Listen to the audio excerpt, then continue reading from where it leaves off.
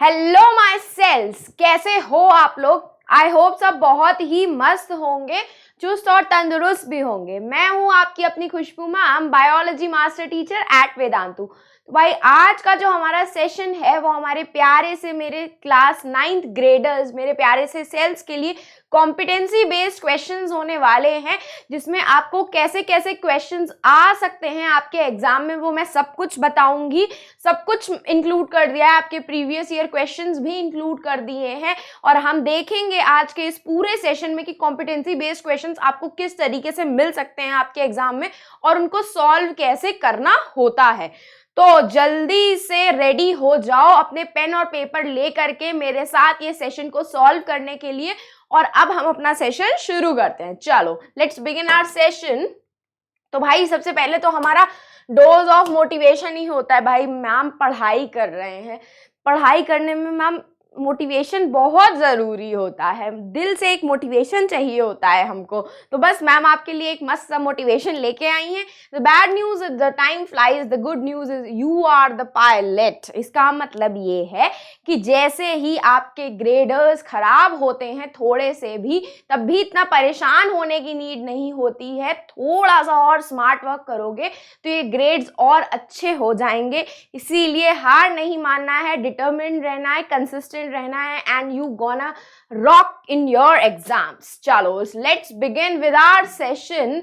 तो देख लेते हैं भाई सबसे पहला क्वेश्चन अपना कि क्या बोल रहा है हमारा। Question number 1, the plant cells are eukaryotic cells with the true nucleus along with the specialized structures called organelles that carry out specific functions। Exactly, हमें पता है प्लांट सेल्स हमारे यूकैरियोटिक सेल्स होते हैं जिनके पास एक प्रॉपर न्यूक्लियस होता है, जिसमें न्यूक्लियर मेम्ब्रेन भी प्रेजेंट होती है और उसके साथ साथ उसके सब स्ट्रक्चर्स भी प्रेजेंट होते हैं जिनको हम सेल ऑर्गेनल्स बोलते हैं, जो कि एक पर्टिकुलर फंक्शन परफॉर्म करते हैं। जिसमें हमने पढ़ा है कि सारे ऑर्गेनल्स जो प्लांट सेल में डिफरेंट फंक्शन परफॉर्म करते हैं। अगर हम वैक्यूल की बात करें तो वो स्टोरेज का काम कर रहा होता है, माइटोकॉन्ड्रिया एनर्जी जनरेशन का, गोल्गी एपरेटस प्रोटीन्स की पैकेजिंग और सॉर्टिंग कर रहा होता है, amyloplast is type of plastids only, chloroplast हमारा ग्रीन कलर का पिगमेंटेड क्लोरोप्लास्ट होता है जो कि फोटोसिंथेसिस में हेल्प करता है। सिमिलरली राइबोसोम्स हमारे रफ एंडोप्लाज्मिक रेटिकुलम पे प्रेजेंट होते हैं जो कि प्रोटीन की सिंथेसिस कर रहे होते हैं और साथ साथ में स्मूथ एंडोप्लाज्मिक रेटिकुलम हमारा लिपिड की सिंथेसिस कर रहा होता है। तो ये सारे हमारे प्लांट सेल के डिफरेंट ऑर्गेनल्स होते हैं सॉरी, जो कि डिफरेंट फंक्शंस परफॉर्म कर रहे होते हैं। तो अब हम ये देख लेते हैं कि इस केस से, इस स्टडी से हमें और क्या क्वेश्चंस मिल सकते हैं। तो very first question is, cells have parts called organelles. Exactly, which of the following organelles are found only in plant cells? तो इसमें से कौन सा ऐसा ऑर्गेनल है जो कि सिर्फ और सिर्फ प्लांट सेल में प्रेजेंट होता है। तो भाई कॉम्पिटेंसी बेस्ड वाले जो क्वेश्चन होते हैं ना, उसमें एमसीक्यू के साथ साथ आपके जनरल क्वेश्चंस भी होते हैं। तो मेक श्योर कि आप जो टेक्स्ट आपको दिया गया है, आपको केस दिया गया है, जो भी दिया गया है उसको आप अच्छे से रीड आउट कर लो ताकि आपको समझ में आ जाए कि आंसर्स उसको देने कैसे हैं। और भाई कॉम्पिटेंसी का मतलब ये भी होता है कि आपकी कंसेप्ट कितनी क्लियर है। भाई कंसेप्ट क्लियर होंगे तभी तो इस क्वेश्चन का आंसर दे पाओगे। तो इस क्वेश्चन का आंसर क्या होना चाहिए, कौन बता सकता है मुझे? यस एग्जैक्टली, हमको पता है कि प्लांट सेल जो होते हैं उनमें क्या प्रेजेंट होता है। प्लांट सेल्स में प्रेजेंट होता है क्लोरोप्लास्ट, और यही क्लोरोप्लास्ट जो होता है इसको हम प्लास्टिड्स भी बोलते हैं, प्लास्टिड्स का ही पार्ट होता है। और क्लोरोप्लास्ट क्या होता है, ग्रीन कलर का पिगमेंटेड प्लास्टिड होता है जो कि फोटोसिंथेसिस में हेल्प करता है। तो correct answer is B, that is the chloroplast, जो कि एनिमल सेल में नहीं प्रेजेंट होता है बिकॉज एनिमल सेल हमारे ऑटोट्रॉपिक न्यूट्रिशन मतलब अपना खाना खुद प्रिपेयर नहीं करते हैं। तो क्यों नहीं करते? क्योंकि उनके पास क्लोरोप्लास्ट नाम का सेल ऑर्गेनल नहीं होता है जो कि फोटोसिंथेसिस में हेल्प करता है। चलो moving on to the next question. तो आंसर हमें पता चल गया, वो क्या होना चाहिए, क्लोरोप्लास्ट। चलो moving on to the next question, only plant cell have a cell dash. This is found on the very outside of the plant cell and helps to keep the shape of the plant cell. Okay, animal cells never have these. Okay, ऐसा कौन सा part है cell का, plant cell का, जो कि सिर्फ plant cell में प्रेजेंट होता है और सेल की शेप को मेंटेन करने में भी हेल्प करता है, और एनिमल सेल्स के पास तो भाई वो होता ही नहीं है। इट लुक्स लाइक रिडल ना, है ना, ये रिडल की तरह नहीं समझ में आ रहा है कि हम बूझो तो जाने कर रहे हैं पहेली, कैसी पहेली है ये, कैसी पहेली जिंदगानी। तो भाई हमारी ये पहेली ये है कि ये सिर्फ और सिर्फ प्लांट सेल में प्रेजेंट होता है, उसके स्ट्रक्चर को मेंटेन करता है, उसके आउटर स्ट्रक्चर को, आउटसाइड में ही प्रेजेंट होता है, और एनिमल सेल में नहीं होता है। ऐसा क्या स्ट्रक्चर है भाई? सोचो क्या हो सकता है, ऐसा कौन सा स्ट्रक्चर होता है? बताओ बताओ बताओ, कौन बता सकता है? यस एग्जैक्टली, वो होता है हमारा सेल वॉल। भाई सेल वॉल जो होती है ये एक एक्स्ट्रा आउटर कवरिंग होती है हमारे प्लांट सेल में, जो कि उसको रिजिडिटी प्रोवाइड करती है भाई, एक्सटर्नल इन्वायरमेंट से प्रोटेक्शन प्रोवाइड करती है। किससे? एक्सटर्नल इन्वायरमेंट से हमारी सेल, हमारे प्लांट सेल की जो सेल वॉल है उसको प्रोटेक्ट करती है। और ये भाई ये हमारी एनिमल सेल में नहीं प्रेजेंट होती है। क्या होती है? ये एनिमल सेल में नहीं प्रेजेंट होती है, सिर्फ और सिर्फ प्लांट सेल में प्रेजेंट होती है, जो उसकी शेप को मेंटेन करने में हेल्प करती है। तो भाई हमारी सॉल्व हो गई रिडल। भाई इतना इजी मैम, क्या मैम आप भी। चलो तो आंसर क्या होना चाहिए हमारा? Plant cells have cell wall which is the on the very outside of the cell, और यही उसको मैकेनिकल सपोर्ट, स्ट्रक्चरल सपोर्ट दोनों ही प्रोवाइड करती है प्लांट सेल को। ठीक है, चलो moving on to our next question, जो कि है which part of the plant cells contains the chlorophyll that is involved in the in the photosynthesis. भाई जस्ट अभी हमने पढ़ा है क्लोरोप्लेट्स, कीमोप्लास्ट, क्लोरोप्लास्ट या कलर प्लास्ट। भाई क्लोरोफिल क्या होता है? क्लोरोफिल क्या होता है? हमने पढ़ा था क्लोरोफिल, जैसा मेरा ग्रीन कलर का पेन है, क्लोरोफिल भी हमारा ग्रीन पिगमेंट होता है। क्या होता है? ग्रीन कलर्ड पिगमेंट होता है, जो कि लीव्स को ग्रीन कलर प्रोवाइड करता है। लीव्स को ग्रीन कलर इम्पार्ट करने का काम क्लोरोफिल ही करता है। ठीक है, अब ये क्लोरोफिल जो होता है आपका, ये प्रेजेंट होता है आपके कौन से सेल ऑर्गेनेल में? क्लोरोप्लास्ट। ये जो क्लोरोप्लास्ट होता है आपका, ये डबल मेम्ब्रेनस सेल ऑर्गेनेल होता है। इसमें डबल मेम्ब्रेन प्रेजेंट होती है, inner membrane and outer membrane. अगर मैं क्लोरोफिल के लोकेशन की बात करूं तो ये जो क्लोरोफिल होता है ना, ये क्लोरोप्लास्ट में थाइलाकॉइड्स प्रेजेंट होते हैं। क्लोरोप्लास्ट जो होता है, क्लोरोप्लास्ट में थाइलाकॉइड्स प्रेजेंट होते हैं। क्या प्रेजेंट होते हैं? थाइलाकॉइड्स। ये जो थाइलाकॉइड्स होते हैं ना, ये कॉर्न लाइक स्ट्रक्चर होते हैं। अगर आप क्या था क्लोरोप्लास्ट का स्ट्रक्चर बना करके बताऊं ना, क्लोरोप्लास्ट का स्ट्रक्चर अगर बना करके, एक मिनट, है ना, इसी तरीके से क्लोरोप्लास्ट का अगर स्ट्रक्चर बना करके दिखाऊं ना, तो जो कॉइन लाइक स्ट्रक्चर्स दिखते हैं क्लोरोप्लास्ट के अंदर, ये इस तरीके से, जो एक दूसरे से कनेक्टेड होते हैं इस तरीके से।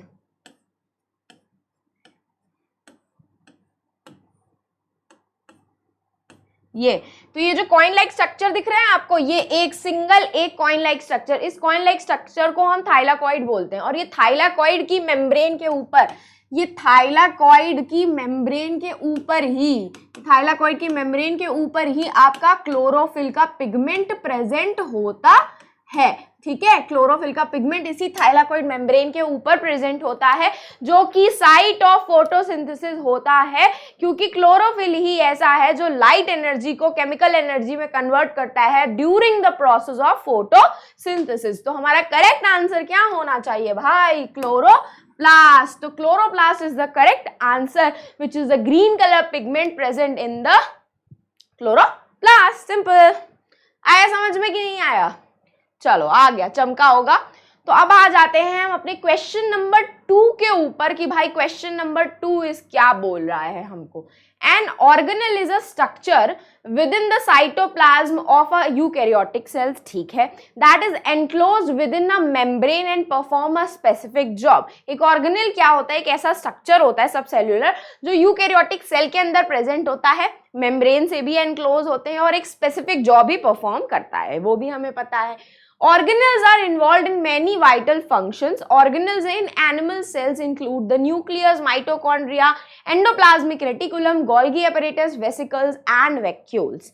बिल्कुल ठीक है भाई, हमें ये सब पता है कि ये सारे ऑर्गेनल्स हमारे प्लांट सेल और एनिमल सेल दोनों में ही प्रेजेंट होते हैं। बस कुछ बहुत का डिफरेंस ये होता है कि वैक्यूल्स जो होते हैं हमारे, वो वैक्यूल्स कम होते हैं एनिमल सेल में और ज्यादा होते हैं प्लांट सेल में, है ना, ये हमें पता है। ठीक है, तो चलो अब हम देख लेते हैं कि इस केस के ऊपर हमें इस इंफॉर्मेशन के ऊपर क्या क्या क्वेश्चंस मिलने वाले हैं।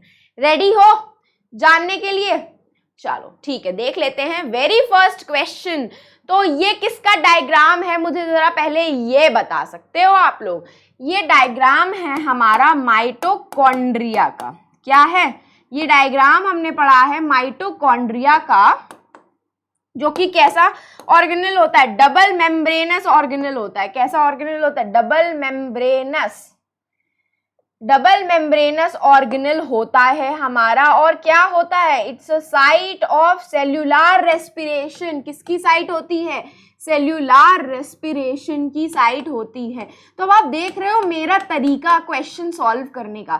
मेरा तरीका क्या है? पहले मैंने क्या किया, हम लोगों ने पिक्चर, देखो कॉम्पिटेंसी क्वेश्चंस में ना आपके पिक्चर बेस्ड क्वेश्चंस भी आ सकते हैं। तो हमने इस पिक्चर को पहचान लिया कि माइटोकॉन्ड्रिया है, डबल मेम्ब्रेनस होता है हमारा, इसके अंदर फोल्ड्स प्रेजेंट होते हैं जिसको हम क्रिस्टे बोलते हैं, मैट्रिक्स होती है, और ये हमारे साइट ऑफ सेल्यूलर रेस्पिरेशन होता है, क्योंकि यहीं पर ही आपका पायरुवेट जो होता है वो कन्वर्ट करता है, पायरुवेट कन्वर्ट होता है, ऑक्सीडाइज होता है और आपका एनर्जी प्रोडक्शन करता है in the form of ATP. तो हमें पता है हमारा माइटोकॉन्ड्रिया क्या होता है? Power house of the cell होता है।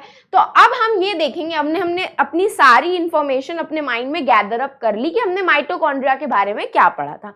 अब हम ये देखेंगे कि क्वेश्चन क्या बोल रहा है। तो आपको भी सिमिलरली ऐसे ही क्वेश्चन सॉल्व करने होते हैं। अगर किसी क्वेश्चन में पिक्चर नहीं गिवन है तो पहले तो आंसर क्वेश्चन रीड करो आप अपना। क्वेश्चन रीड करने के बाद वो आपसे पूछ क्या रहा है वो आप माइंड में नोटिस अप कर सकते हो। अब अगर मैं इस पिक्चर को देख ना करके भी क्वेश्चन पढ़ती तो देखो क्या बोल रहा है, What is the name of the structure shown in the diagram where cellular respiration takes place? अब वो मुझसे ये पूछ रहा है कि ये डायग्राम जो सॉरी अब ये जो डायग्राम हमारा दिया हुआ है इसको देख करके आपको ये बताना है कि ये कौन सा डायग्राम है पहली बात तो, और यहाँ पे सेल्यूलर रेस्पिरेशन होता है।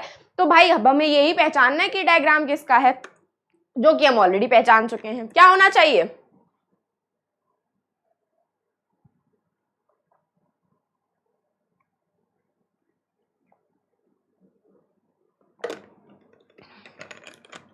एकदम करेक्ट। तो आंसर इज माइटोकॉन्ड्रिया। भाई हमने पहले ही अपना डायग्राम पहचान लिया। तो ठीक है, देखो डायग्राम बेस्ड क्वेश्चंस जो आते हैं वो थोड़े इजी होते हैं पहचानने के लिए कि हमने मतलब ये डायग्राम किसका है, क्योंकि डायग्राम तो देखो विजुअल लर्निंग मैंने आपको यही बताया था, आप विजुअलाइज करके कोई चीज पढ़ोगे तो जल्दी समझ में आती है। तो हमने पहले ही विजुअलाइज कर दिया अपना कि ये माइटोकॉन्ड्रिया है। तो भाई करेक्ट आंसर क्या होना चाहिए? माइटोकॉन्ड्रिया, क्योंकि उसने हमसे यही पूछा है कि कौन सा डायग्राम है, किसका डायग्राम है सेल ऑर्गेनल में जहां पे सेल्यूलर रेस्पिरेशन होता है। और अभी मैंने बताया कि माइटोकॉन्ड्रिया होता है जिसमें सेल्यूलर रेस्पिरेशन होता है। तो हमारा आंसर हमको डायग्राम देख करके ही समझ में आ गया कि mitochondria is the correct answer. तो समझ में आया किस तरीके से आपको ये सारे क्वेश्चन सॉल्व करने हैं। ये क्वेश्चन सॉल्व करने के यही तरीके होते हैं। अगर डायग्राम नहीं गिवन है तो आप क्वेश्चन को पढ़ो प्रॉपरली, माइंड रिकॉल करने की कोशिश करो कि क्या बोल रहा है, मतलब किस चीज के बारे में बात कर रहा है, कौन कौन से ऐसे सेल ऑर्गेनल हैं जिसमें हमने ये प्रॉपर्टीज पढ़ी है। जैसे ही आपको वो रिकॉल आ जाएगा आपको अपने आप ही समझ में आ जाएगा कि करेक्ट आंसर क्या है भाई। ठीक, चलो moving ahead with the next question जो कि है हमारा What is the name of the genetic material that is inside the nucleus? और भाई ये तो इजी सा क्वेश्चन है, मैं आपको बता चुकी हूँ कि न्यूक्लियस जो होता है, अब अगर यहाँ पे आपको डायग्राम भी गिवन होता तो आपको पता है भाई न्यूक्लियस के अंदर एक तो न्यूक्लियोलस प्रेजेंट होता है और उसके साथ में उसका जेनेटिक मटीरियल जो प्रेजेंट होता है हम उसको क्या बोलते हैं? क्या हो जाएगा ये जेनेटिक मटीरियल हमारा? सोचो, क्या हो सकता है ये जेनेटिक मटेरियल? वेरी गुड भाई, एटीपी तो हमारा माइटोकॉन्ड्रिया में प्रोड्यूस होता है। किसमें प्रोड्यूस होता है? माइटोकॉन्ड्रिया में। तो एटीपी तो नहीं हुआ। अब अगर हम बात करें डीएनए की, तो हाँ, जो क्रोमोसोम्स होते हैं उसी के अंदर हमारे डीएनए प्रेजेंट होते हैं, क्योंकि हमारे क्रोमोसोम्स भी डीएनए और प्रोटीन से मिलकर के बने हैं। तो यस, न्यूक्लियस में प्रेजेंट होता है डीएनए हमारा। और भाई एंडोप्लाज्मिक रेटिकुलम तो खुद एक ऑर्गेनेल है, वो कैसे उसके अंदर क्या प्रेजेंट हो सकता है? और आरएनए तो भाई प्रोकैरियोटिक सेल्स में प्रेजेंट होता है। जो वायरसेस वगैरह होते हैं ना, प्रोकैरियोट्स भी नहीं बोलेंगे, जो वायरसेस वगैरह होते हैं आपके, उनके अंदर आरएनए प्रेजेंट होता है, जो सिंपल ऑर्गेनिजम्स होते हैं आपके, बहुत ही बेसिक वाले।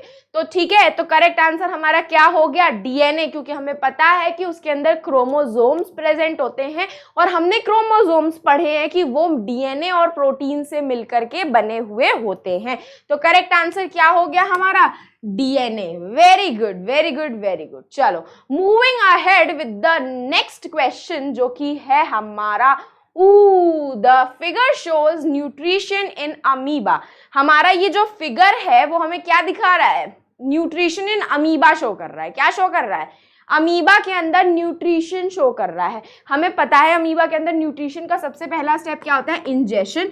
जैसे ही फूड पार्टिकल उसको दिखता है, it forms a contractile vacuole, जिसको हम सूडोपोडिया भी बोलते हैं। ये सूडोपोडिया धीरे धीरे करके कॉन्ट्रैक्टाइल वैक्यूल में कन्वर्ट हो जाता है, और फिर क्या करता है? इस मॉलिक्यूल को, इस फूड पार्टिकल को हमारा अमीबा इंजेस्ट कर लेता है। धीरे धीरे उसका एब्जॉर्प्शन होता है, और जो ओल्ड फूड वैक्यूल है वो डीजनरेट होने लग जाते हैं धीरे धीरे करके, और फ्रेश फूड वैक्यूल अगेन दूसरे फूड को ट्रैप करने के लिए रेडी रहते हैं। और अब हमें ये भी पता है कि जब फूड डाइजेस्ट हो जाता है तो उसमें से वेस्ट मटेरियल भी प्रोड्यूस होता है, जो हमारा इजेशन प्रोसेस के थ्रू लास्ट में एक्सक्रीट आउट हो जाता है। तो ये पूरा भाई हमने अपना अमीबा का न्यूट्रिशन पढ़ा है कि कैसे होता है, और ये पूरे प्रोसेस को हम क्या बोलते हैं? एंडोसाइटोसिस। एंडोसाइटोसिस प्रोसेस के थ्रू अमीबा अपना खाना क्या करता है? एनगल्फ करता है। अमीबा अपना फूड पार्टिकल जो है वो एनगल्फ करता है, हमें ये पता है ये चीज। ठीक है, तो चलो moving ahead with the questions based on this picture. ये पिक्चर हमने समझ ली, ठीक है। मैंने अभी आपको बताया जब भी डायग्राम बेस्ड क्वेश्चंस आएंगे तो पहले पिक्चर को रीड करना कि वो क्या बोल रही है, क्या समझाने का कोशिश कर रहा है आपको वो डायग्राम या आपको वो पिक्चर, उसके बाद ही आप अपने बाकी सारे क्वेश्चंस को रीड करना। जब आप पिक्चर को इंटरप्रेट कर लोगे तो आपसे क्वेश्चंस आराम से सॉल्व हो जाएंगे, ठीक है।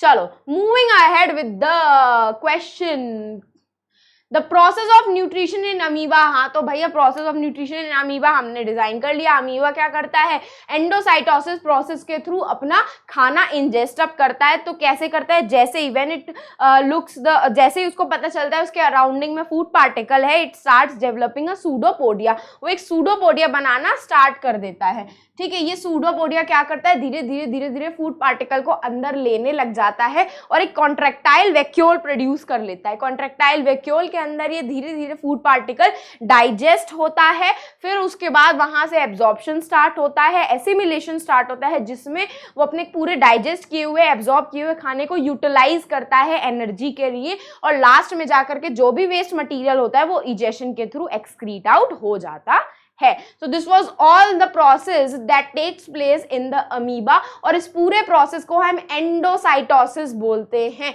इसीलिए ये पिक्चर दिया हुआ था, पिक्चर के बेसिस पे ही आपने अपना पूरा आंसर फ्रेम कर लिया। फेगोसाइटोसिस भी वही होता है, ठीक है। आया समझ में कि नहीं आया? ठीक है, तो अगर इसके ऊपर डायग्राम भी बना करके आ जाओगे तो डायग्राम ज्यादा बेटर रहेगा कंपेयर टू अगर आप उसको लिख करके आओगे। यहाँ पे लिखा हुआ है, लेकिन मैं आपको प्रेफरेबल यही बोलूंगी कि आप लिखने से बेटर ना वो डायग्राम बना करके आ जाना, और उसको लेबल बहुत अच्छे से करके आना।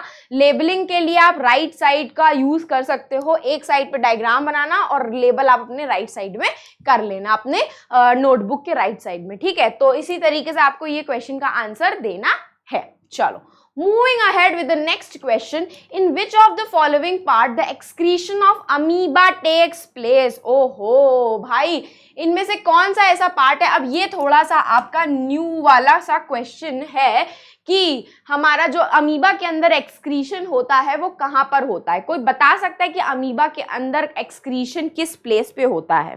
थोड़ा सा आउट ऑफ सिलेबस क्वेश्चन नहीं कहूंगी इसको, थोड़ा सा ना कंसेप्ट बेस्ड क्वेश्चन होता है कि आपने थोड़ी सी एक्स्ट्रा नॉलेज ली है कि नहीं ली है। क्यों? क्योंकि कॉम्पिटेंसी बेस्ड आपकी नॉलेज ही, इंफॉर्मेशन ही, कंसेप्ट अंडरस्टैंडिंग ही चेक करने के लिए बनाए जाते हैं। तो जो करेक्ट आंसर होना चाहिए वो होना चाहिए प्लाज्मा लेमा, जिसके थ्रू अमीबा का जो एक्सक्रीशन होता है वो होता है। चलो, तो अब आपके लिए आ रहा है नेक्स्ट धमाकेदार सा क्वेश्चन कि in amoeba the process of nutrition क्या होता है? पैरासिटिक न्यूट्रिशन होता है, सेप्रोफोबिक होता है, होलोजोइक होता है या होलोफिटिक होता है? देखो, पैरासिटिक की बात बता दूं तो पैरासाइट्स पता है, पैरासाइट्स ऐसे टाइप के ऑर्गेनिजम्स होते हैं जो दूसरे होस्ट के ऊपर रह करके उसी का खाना चुराते हैं, बट उसको मारते नहीं है। जैसे कि हमने सुना है ना लाइसिस के बारे में, लीखें जो सर में होती हैं, वो भी पैरासाइट्स ही होते हैं। वो हमारा ब्लड सक करके अपना न्यूट्रिशन गेन करते हैं, लेकिन हमको किल नहीं करते हैं। ठीक है, ये होता है पैरासिटिक। सेप्रोबिक की बात करूं तो, सेप्रोफिटिक की बात करूं तो ये वो फंगस वाले ऑर्गेनिजम्स होते हैं जो डेड और डिकेइंग मैटर पे फीड करते हैं, डेड और डिकेइंग मैटर से अपना न्यूट्रिशन गेन करते हैं। ठीक है, होलोजोइक की बात करूं तो ये वो ऑर्गेनिजम्स होते हैं जो सॉलिड फूड को खाते हैं। जैसे कि आपने अभी अमीबा को देखा था, जैसे अमीबा ने फूड पार्टिकल देख करके सूडोपोडिया क्रिएट किया ना, तो अमीबा क्या हो गया? होलोजोइक न्यूट्रिशन को फॉलो अप कर रहा है। क्योंकि उसने एक सॉलिड फूड पार्टिकल को ऑब्टेन किया, उसने सॉलिड फूड पार्टिकल। हम भी होलोजोइक न्यूट्रिशन में ही आते हैं, क्योंकि हम क्या खाना जो खाते हैं वो सॉलिड होता है कि नहीं होता है? राइस खा रहे हो, चपाती खा रहे हो, व्हीट, राइस, सीरियल्स, पल्सेस, ये सब क्या है? सॉलिड फूड मटेरियल है कि नहीं है? तो जितने भी सॉलिड फूड मटेरियल होते हैं ना, आपके यहां लिख भी दे रही हूं, सॉलिड फूड मटेरियल, जितने भी सॉलिड फूड मटेरियल होते हैं वो सब आपके होलोजोइक न्यूट्रिशन में आते हैं। तो जो न्यूट्रिशन हमने अमीबा में पढ़ा था वो क्या था? होलोजोइक, सॉलिड होलोजोइक न्यूट्रिशन था, क्योंकि वो एक सॉलिड फूड पार्टिकल के ऊपर फीड कर रहा था, उसी से ही अपना न्यूट्रिशन गेन कर रहा था। Very good, very good, very good. तो हमारा करेक्ट आंसर क्या हो गया? सी। तो अब हम आ जाते हैं अपने क्वेश्चन 4 के ऊपर कि भाई अब हमारा क्वेश्चन 4 क्या बोल रहा है। ठीक है, तो which of the following statements are correct for the eukaryotic cells? अब हमें ये देखना है कि इनमें से कौन सा स्टेटमेंट यूकैरियोटिक सेल के लिए एकदम करेक्ट है। They have a well organized nucleus present. They don't have a nuclear membrane. Blue green algae are eukaryotic cells. तो भाई इसमें से क्या होना चाहिए? एल्गे तो हमने पढ़ा है, प्लांट सेल्स में आता। तो करेक्ट आंसर होना चाहिए हमारा सबसे पहला वाला कि उनके पास एक वेल ऑर्गेनाइज्ड न्यूक्लियस होता है। हाँ, यही तो डिफरेंस होता है प्रोकैरियोटिक और यूकैरियोटिक सेल्स में। तो हमारा करेक्ट आंसर क्या होना चाहिए? They have a proper well organised nucleus present inside them, जिसमें न्यूक्लियर मेम्ब्रेन भी प्रेजेंट होती है, प्रॉपर न्यूक्लियर मटेरियल भी प्रेजेंट होता है जिसको हम जेनेटिक मटेरियल बोलते हैं, और न्यूक्लियोलस भी प्रेजेंट होता है जो कि आपका राइबोसोम्स की सिंथेसिस में हेल्प अप करता है। चलो, moving on to the next question, read the following statement about eukaryotic cells and choose the incorrect option। भाई हमको क्या चूज करना है? Incorrect option. करेक्ट ऑप्शन नहीं चूज करना है, इनकरेक्ट ऑप्शन चूज करना है। तो बहुत ध्यान से रीड करेंगे हम अपने ऑप्शंस को। They have locomotory and cytoskeletal structure। Locomotory and cytoskeletal structure का मतलब ये होता है कि वो लोकोमोशन, चलने फिरने का काम कर सकते हैं। Their genetic material is organized into chromosomes. There is extensive compartmentalization of cytoplasm. They possess an organized nucleus without a nuclear envelope. भाई ऐसा कैसे हो सकता है? अगर लोकोमोशन की बात करूं तो बहुत सारे ऑर्गेनिज्म में सीलिया और फ्लैजिला प्रेजेंट होते हैं, सीलिया प्रेजेंट होते हैं, और साइटोस्केलेटन स्ट्रक्चर मतलब सेंट्रियोल प्रेजेंट होता है, सेंट्रियोल, ठीक है। जेनेटिक मटेरियल भी प्रेजेंट होता है क्रोमोसोम्स के फॉर्म में, पता है हमको। साइटोप्लाज्म में बहुत सारे कंपार्टमेंट्स प्रेजेंट होते हैं। कंपार्टमेंटलाइजेशन का मतलब हो गया सेल ऑर्गेनल्स, जो डिफरेंट डिफरेंट सेल ऑर्गेनल्स अपना स्पेसिफिक जॉब परफॉर्म कर रहे हैं, उनकी बात हो रही है।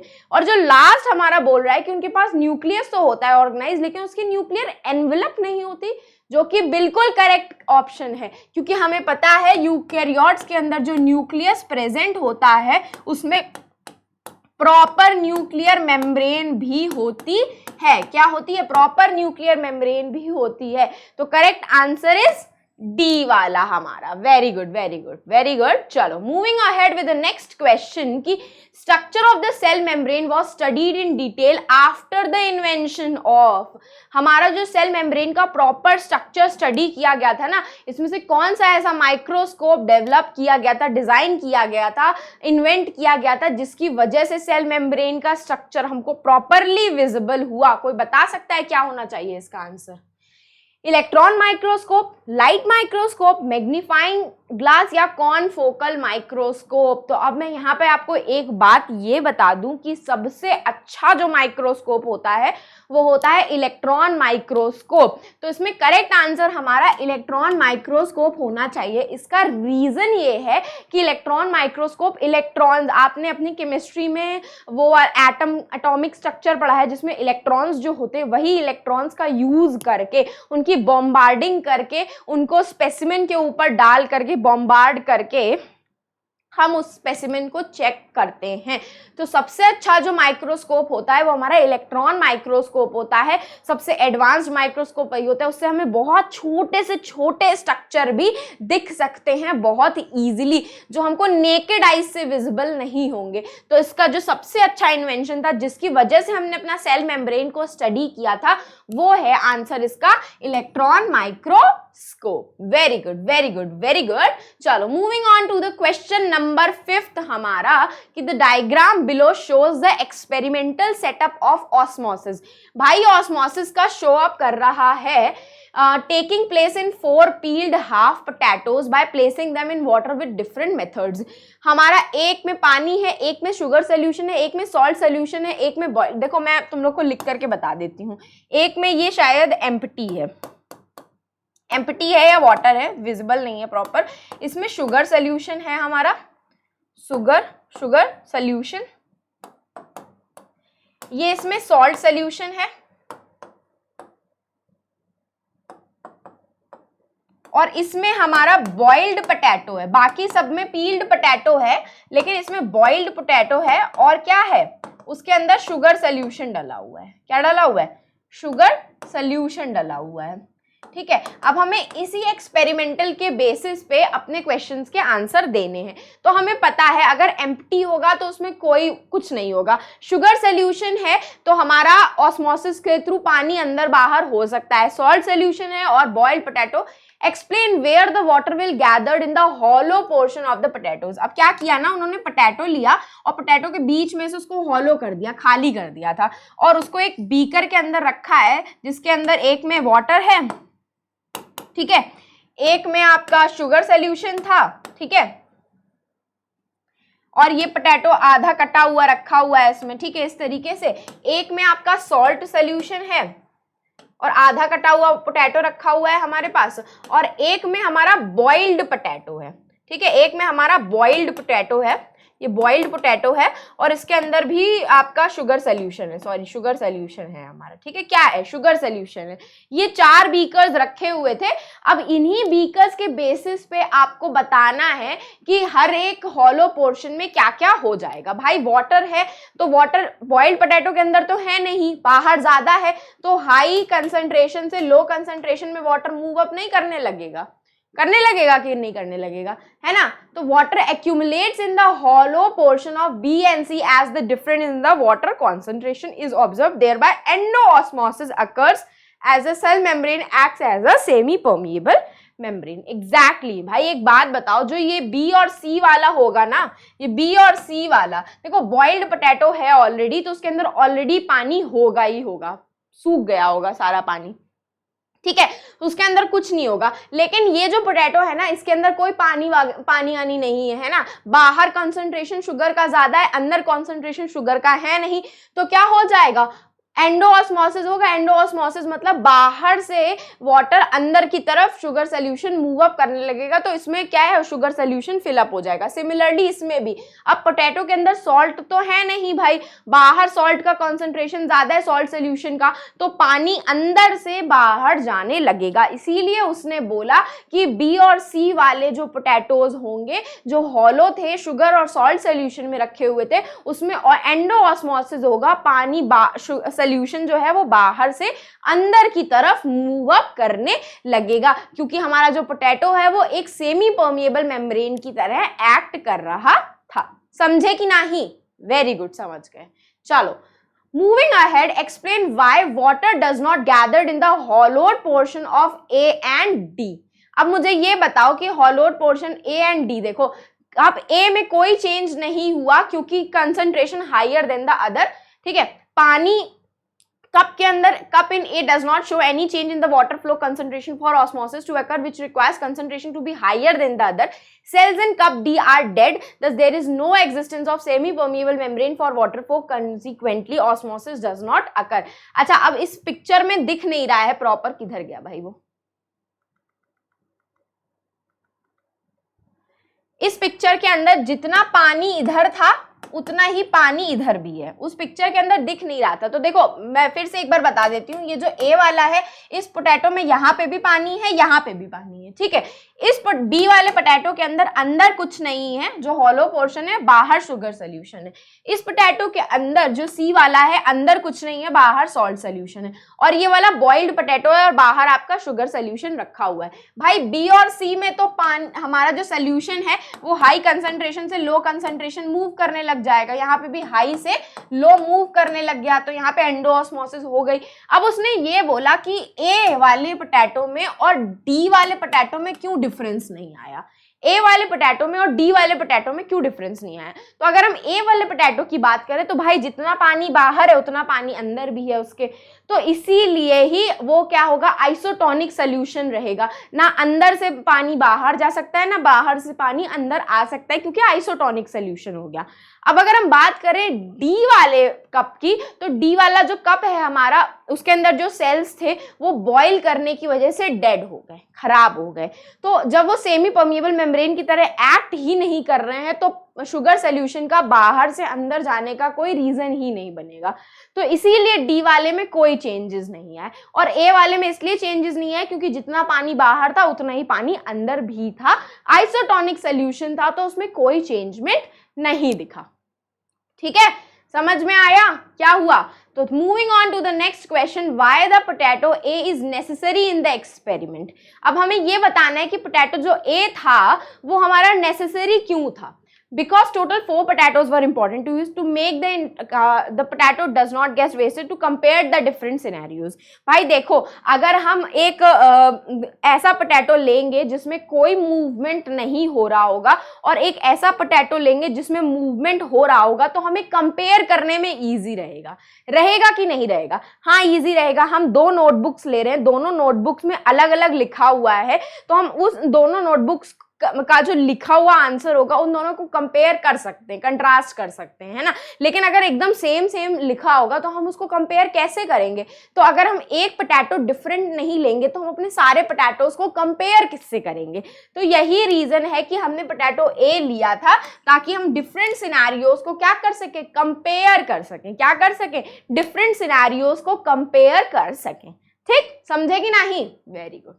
चलो, moving ahead with the next question, identify the tissue and label the parts marked 1, 2 and 3। What type of this tissue and where it occurs in the body. भाई कौन सा टिश्यू है ये? सोचो, कौन सा ऐसा टिश्यू है ये जो हमारी बॉडी में प्रेजेंट है? 1, 2 और 3 को मार्क भी करना है आपको, और ये टिश्यू हमारी बॉडी में कहाँ प्रेजेंट होता है? तो मैंने आपको क्या बोला था, जब भी हमारा पिक्चर प्रेजेंट होती है हमें पहले अपने पिक्चर को रीड करना होता है।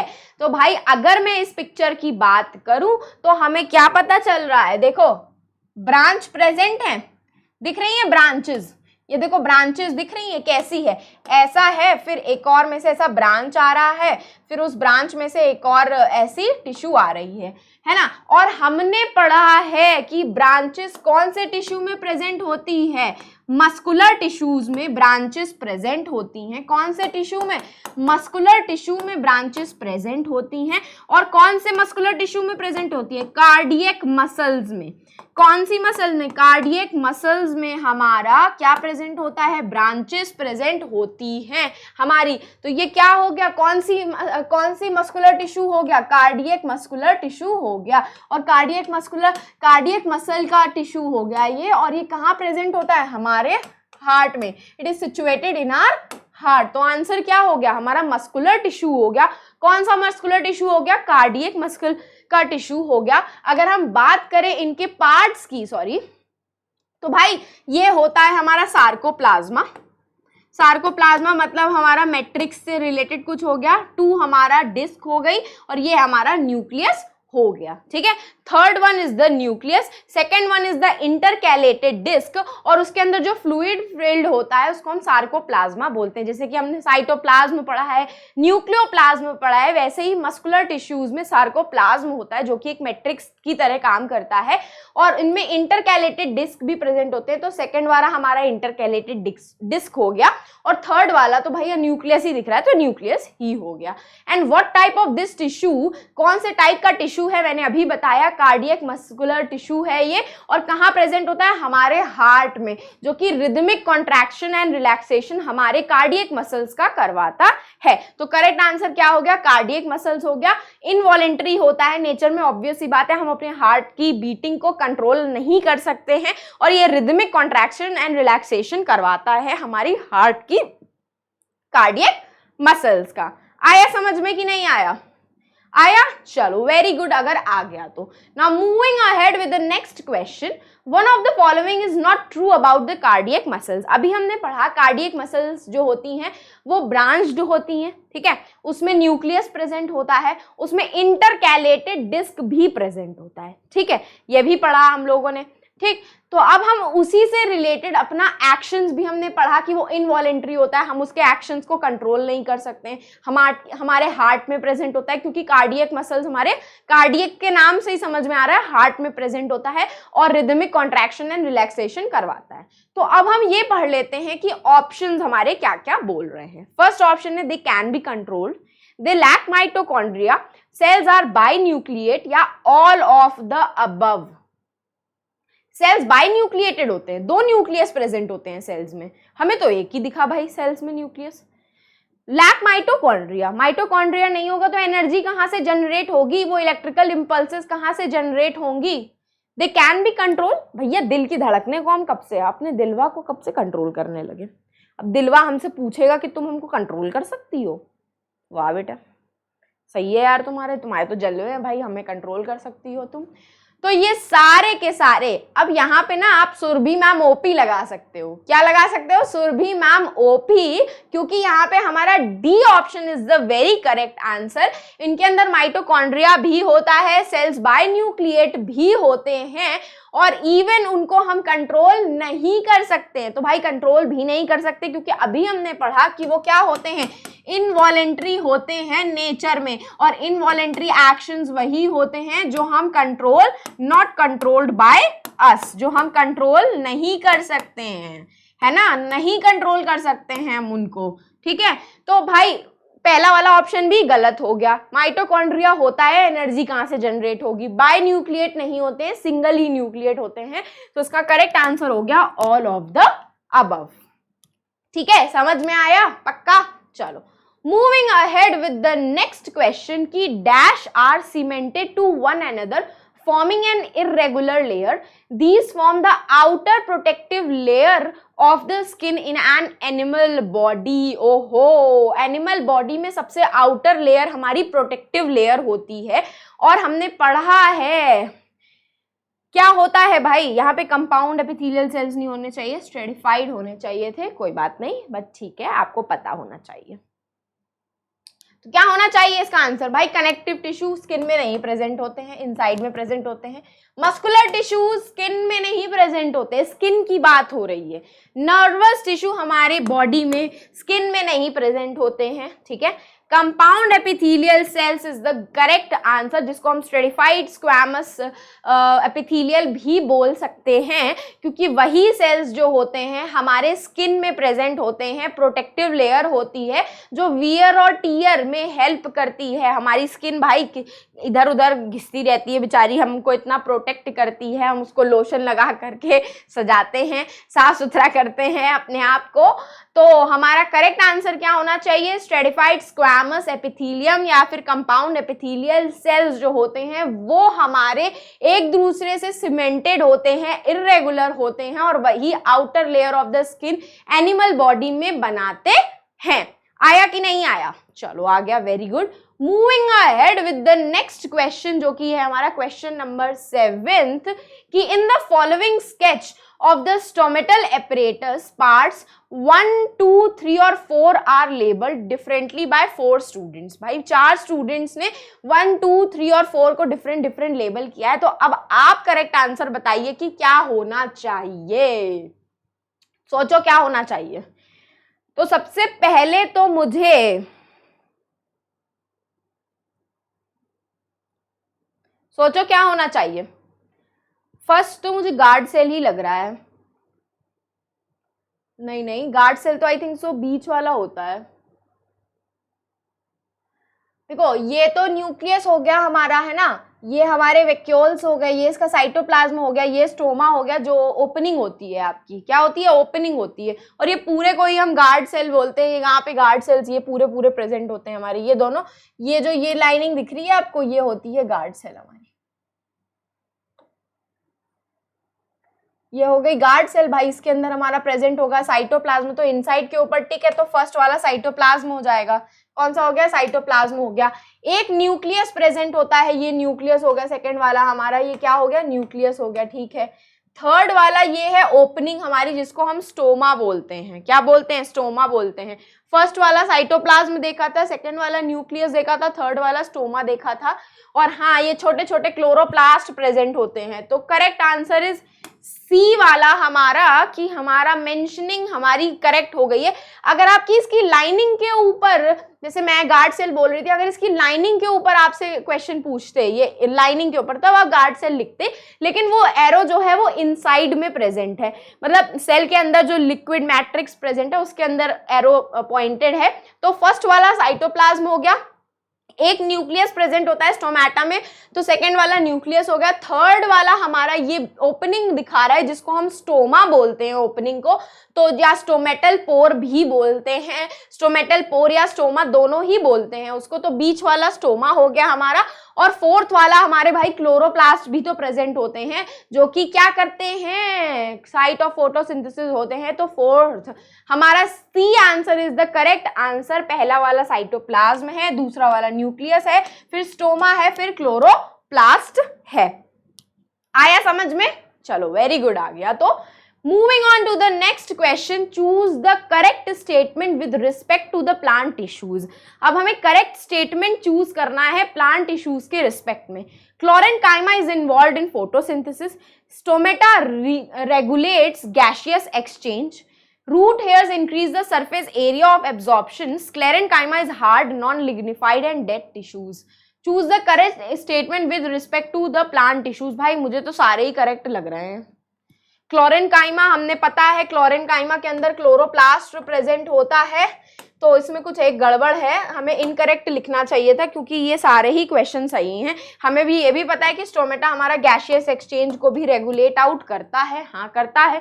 रूट हेयर्स जो होते हैं वो भी सरफेस एरिया इंक्रीज करते हैं वाटर के एब्जॉर्प्शन के लिए। और स्क्लेरेन्काइमा हमारा हार्ड होता है, non lignified and dead tissues होते ही हैं हमारे, ये भी हमको पता है। तो ये सारे ही आंसर हमारे करेक्ट हैं वैसे तो, सिवाय एक को छोड़ करके कि नॉन लिग्निफाइड नहीं होता है, लिग्निफाइड होता है हमारा, क्योंकि सेल्यूलोज पेक्टोसेल्यूलोज और लिग्निन होता है। तो भाई सारे ही करेक्ट स्टेटमेंट है एक्सेप्ट डी वाला, क्योंकि यहाँ पे नॉन नहीं लिग्निफाइड होना चाहिए था, क्योंकि स्क्लेरेनकाइमा की जो सेल वॉल होती है वो लिग्निन से बनी होती है। अगर हम बात करें कॉलिनकाइमा की तो वो पेक्टोसेल्यूलोजिक होती है और पेरेनकाइमा की सेल्यूलोजिक सेल वॉल होती है, और स्क्लेरेनकाइमा की लिग्निफाइड सेल वॉल होती है। तो भाई नॉन लिग्निफाइड नहीं लिग्निफाइड होना चाहिए, बाकी अलग 3 स्टेटमेंट तो सही है सिर्फ डी को छोड़ करके, ठीक है।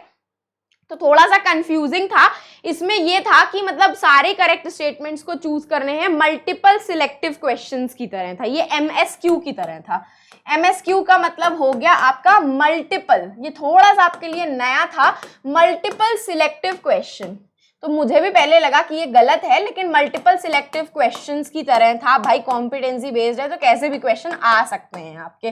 तो मल्टीपल सिलेक्टिव क्वेश्चंस का मतलब होता है एक से ज्यादा क्वेश्चन के आंसर्स आपके, मतलब एक से ज्यादा आपके जो ऑप्शंस हैं वो करेक्ट हो सकते हैं। तो ये तीनों ही ऑप्शंस आपके करेक्ट थे एक्सेप्ट द D1, क्योंकि हमने पढ़ा है स्क्लेरेनकाइमा जो होता है उसकी जो सेल वॉल होती है वो लिग्निन से बनी हुई होती है, नॉन लिग्निफाइड नहीं होती है। हार्ड तो होता है, डेड टिश्यू भी होता है हमारा, लेकिन लिग्निफाइड होता है, लिग्निन प्रेजेंट होता है, ठीक है। चलो moving ahead with the next question, how do the guard cells regulate opening and closing of the stomatal pores?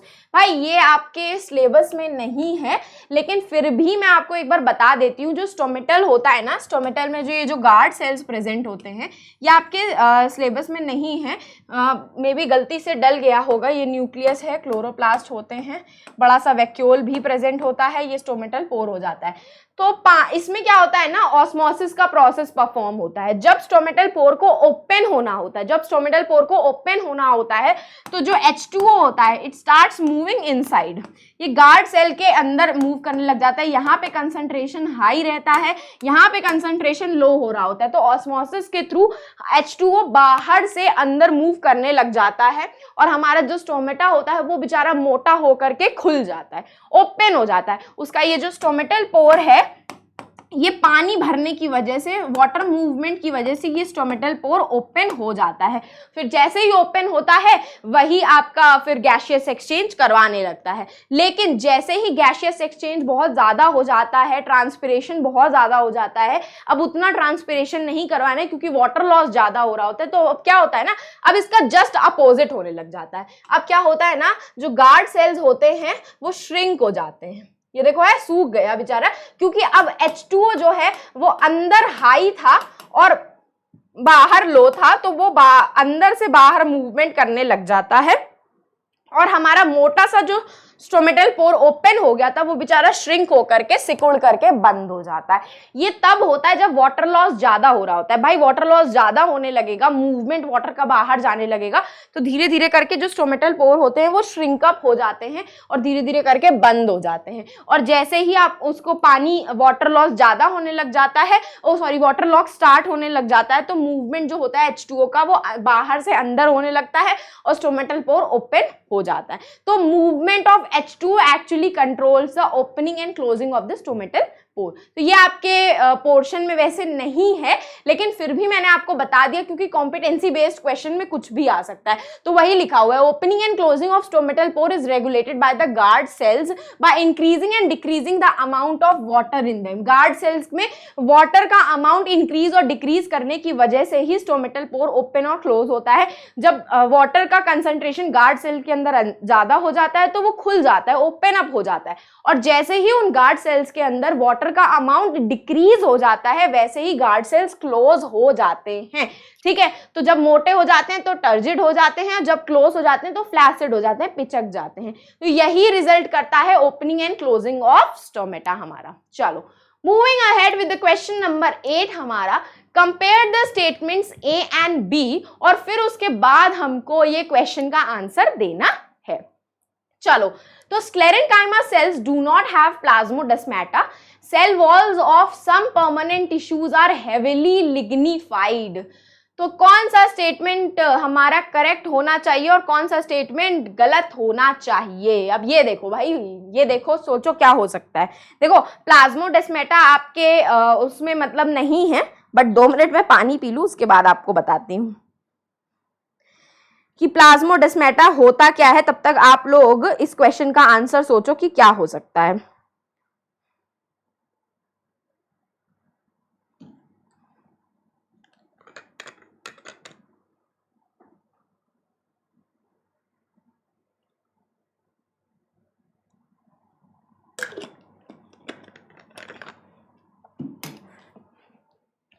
अब अगर मैं प्लाज्मोडेस्माटा आपको बताऊं ना, तो प्लाज्मोडेस्माटा ना एक कम्युनिकेशन गैप होता है, कम्युनिकेशन गैप या जंक्शन होता है दो सेल्स के बीच में, जहां से मूवमेंट इधर से उधर हो सकता है, और ये प्लांट सेल्स में प्रेजेंट होते हैं। ये जंक्शन होता है मूवमेंट के लिए, एक सेल से दूसरे सेल में मूवमेंट करवाने के लिए।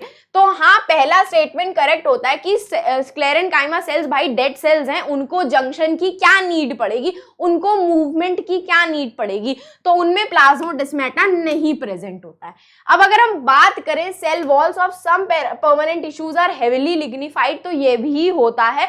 कुछ बहुत ऐसे परमानेंट टिश्यूज हैं हमारे जिनका जो सेल वॉल होता है वो लिग्निन से बना होता है। तो दोनों ही स्टेटमेंट हमारे क्या हो जाएंगे, both A and B statements are correct. Very good, very good. चलो moving ahead with the next question, chitinous cell wall is present in. भाई काइटिन की सेल वॉल किसमें प्रेजेंट होती है, प्लांट्स में, बैक्टीरिया में, प्रोटिस्टा में या फंगस में? तो इसका आंसर में भी आपको नहीं पता होगा, लेकिन मैं बता दूं कि काइटिन की जो सेल वॉल होती है वो फंगस में प्रेजेंट होती है।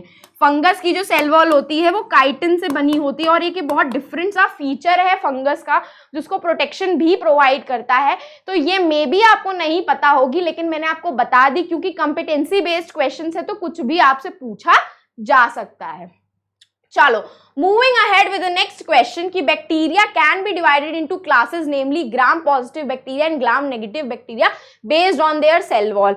अब इसका भी आंसर मैं आपको बता देती हूँ, क्योंकि ये थोड़ा सा आपके लिए टिपिकल क्वेश्चन हो जाता है, क्योंकि बैक्टीरिया का पार्ट आपके में है, लेकिन आपको ये नहीं पता होगा कि ग्राम नेगेटिव बैक्टीरिया और ग्राम पॉजिटिव बैक्टीरिया क्या होते हैं।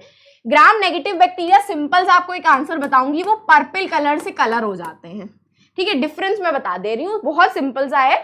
और जो ग्राम नेगेटिव बैक्टीरिया होते हैं वो उनकी जो सेल वॉल होती है वो पिंक कलर से कलर हो जाती है ना।